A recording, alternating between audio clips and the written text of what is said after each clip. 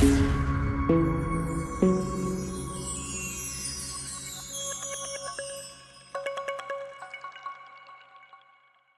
လုံးပဲမင်္ဂလာပါခင်ဗျာကျွန်တော်တို့ရဲ့ Monolith Channel ကနေပြီးတော့ပြန်လည်ကြိုဆိုလိုက်ပါတယ်ကျွန်တော်ဗီဒီယိုမတင်ဖြစ်တာလည်းအရန်ကြာသွားပါတယ်ဘာလို့လဲဆိုတော့ကျွန်တော်ဒီရက်ပိုင်းမှာအလုပ်တွေလည်းအရန်များနေပါတယ်ပြီးတော့ကျွန်တော်နေမကောင်းလည်းဖြစ်သေးတယ်ဗျနေမကောင်းဖြစ်တာကျွန်တော်ချောင်းနေပါလေဆိုရဲနှာရီစီးတော့စာဖတ်ရင်းနဲ့အဲ့လိုချောင်းဆိုးတဲ့အတန်ဒီပါနေတဲ့အတွက်ကြောင့်ကျွန်တော်အဆင်မပြေလို့စာမဖတ်ဖြစ်ခဲ့ဘူးပါခင်ဗျာဒီနေ့ကစပြီးတော့ကျွန်တော်စာအုပ်လေးတွေဖတ်ပြီးတော့တင်သွားပါမယ်။စောင့်နေတဲ့ saturated တွေရှိတယ်ဆိုလို့ရှိရင်လည်းကျွန်တော်နည်းနည်းတောင်းပန်ပါတယ်ခင်ဗျာ။ကျွန်တော်အခုပြန်လာပါပြီ။စာတွေဖတ်ပြီးတော့ audio book လေးတွေကျွန်တော်ဆက်လက်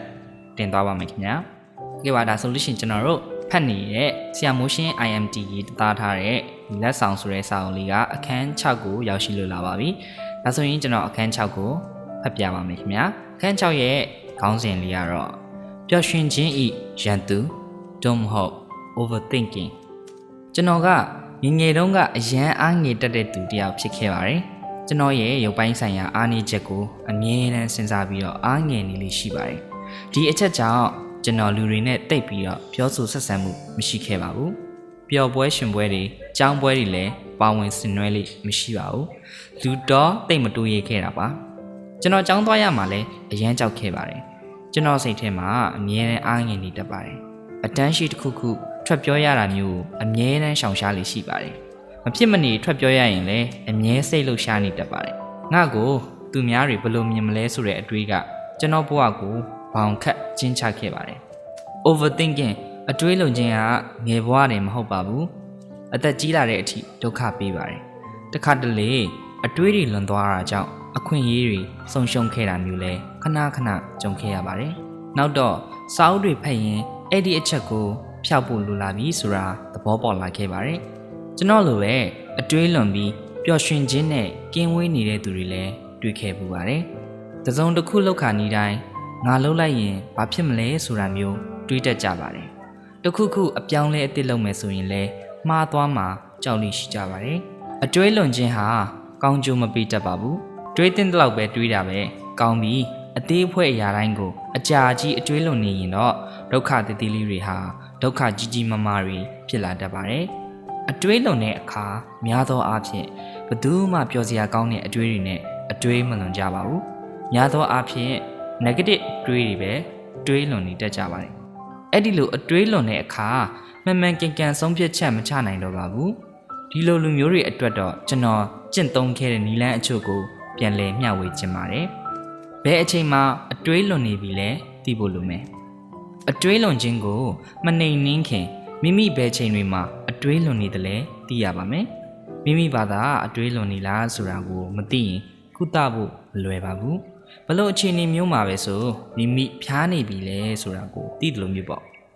ဘလို့နေထားမှမျိုးဆိုမိမိအတွေးလွန်နေပြီဆိုတာကိုသိရပါမယ်စိုးရိမ်မှုတွေများလာပြီအတွေးတွေလွန်လာပြီဆိုရင်မိမိကိုယ်ကိုတတိပြုမိဖို့လိုပါတယ်မှားသွားမှထက်မှန်သွားရင်ဘာဖြစ်မလဲတွေးပါ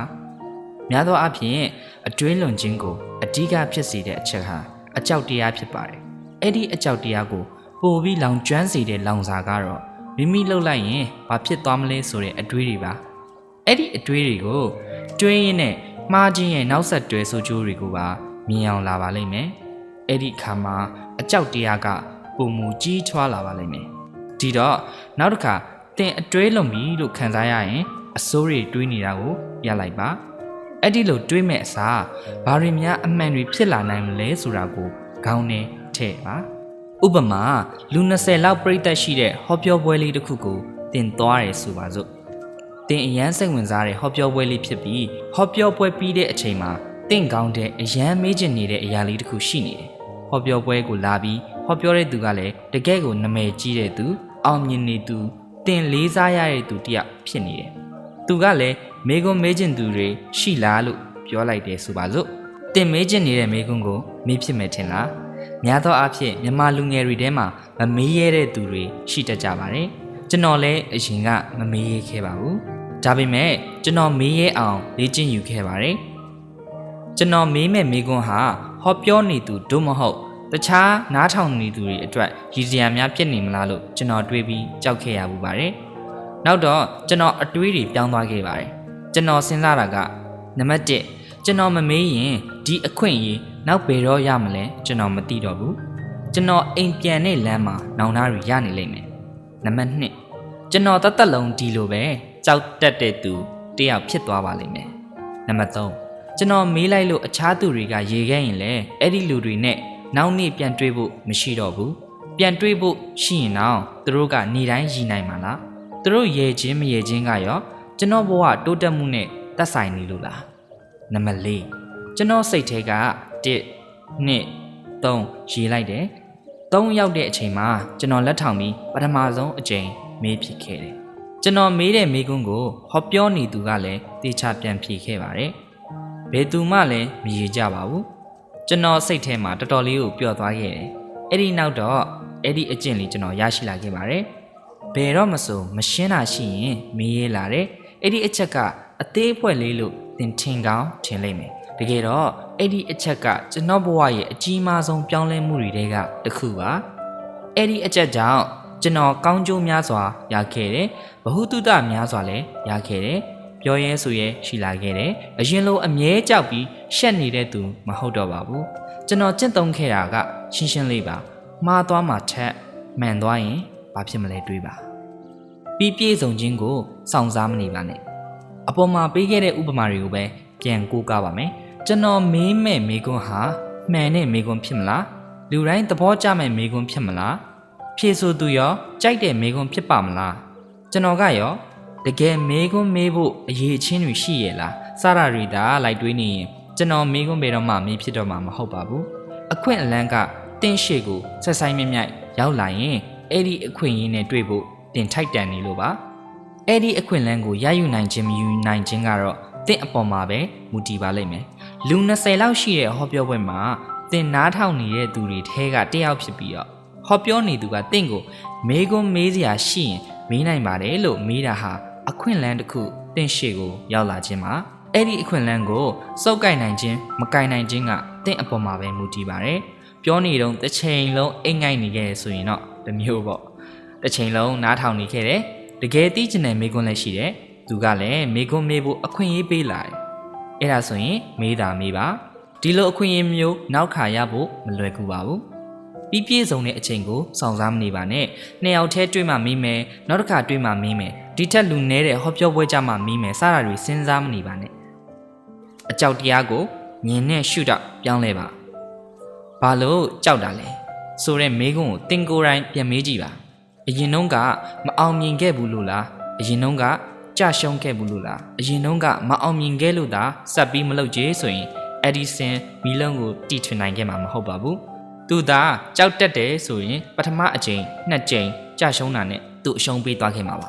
လူသားပြီးပြီးကြောက်တာတွန့်ဆုတ်တာရှိတတ်ကြပါတယ်ဒါပေမဲ့အဲ့ဒီအကြောက်တရားထဲမျောပြီးတော့ပါမသွားဖို့ကအရေးကြီးပါတယ်အကြောက်တရားဟာအခွင့်အရေးတစ်ခုနဲ့နီးကပ်လာချိန်မှာဖြစ်တတ်တဲ့အရာလို့သဘောထားပါပြီးရင်အတွေးမလွန်ပါနဲ့တော့လှုပ်တင်တာကိုလှုပ်ပါအနာဂတ်ကိုအတိအကျခံမှန်းလို့မရဘူးအနာဂတ်ကိုတင်အတိအကျမသိနိုင်ပါဘူးလက်ရှိအချိန်လေးမှာအနာဂတ်အတွက်စိုးရိမ်ပူပန်နေတာဟာတကယ်တော့အချိန်ဖြုံးနေတာနဲ့အတူတူပါပဲမရောက်တောင်မရောက်သေးတဲ့အနာဂတ်ကိုအသက်ရှင်နေဖို့100%မတိကြတဲ့အနာဂတ်ကိုတွေးပြီးစိုးရိမ်နေတာဟာတင့်ကိုရှေ့ရောက်စေမှာမဟုတ်ပါဘူးတကယ်တမ်းအာယုံစိုက်မဲ့အရာကလက်ရှိလုပ်နေတဲ့အရာပါပြီးတော့ဒီနေ့လုပ်ရမယ့်အရာပါ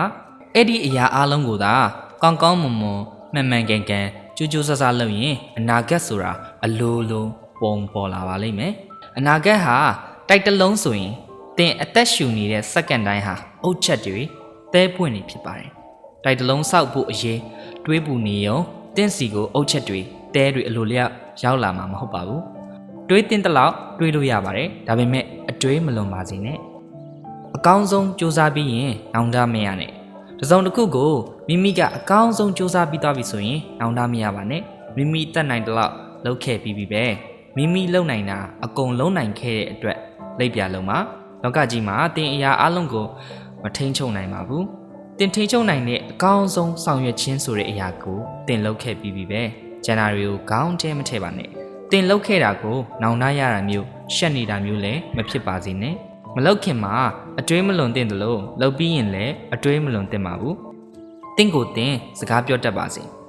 နေတိုင်းလူတွေနဲ့စကားပြောကြရတယ်ဒါပေမဲ့တကယ်တမ်းအခြားသူတွေနဲ့ပြောရတဲ့စကားလုံးအရေးအတွက်ကမိမိကိုယ်ကိုခေါင်းထဲမှာပြန်ပြောတဲ့စကားလုံးအရေးအတွက်နဲ့ရှိရင်နည်းနည်းလေးပဲရှိပါတယ်ညဘက်အိတ်မပြောခင်အချိန်ထိကို